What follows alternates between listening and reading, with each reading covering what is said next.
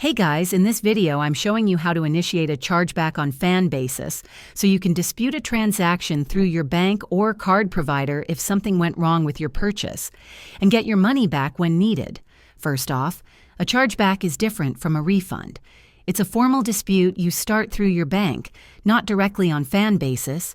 You'd use it if the creator isn't responding, won't issue a refund, or if there was unauthorized or incorrect billing. To start a chargeback, contact your bank or credit card company and explain the issue. They'll ask for details like the date, amount, and reason, like if content wasn't delivered or if you were charged twice.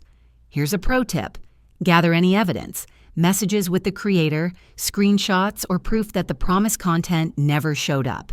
Don't forget, chargebacks should be a last resort. Always try resolving it directly with the creator first. Also, keep track of your case number and follow up regularly until it's resolved.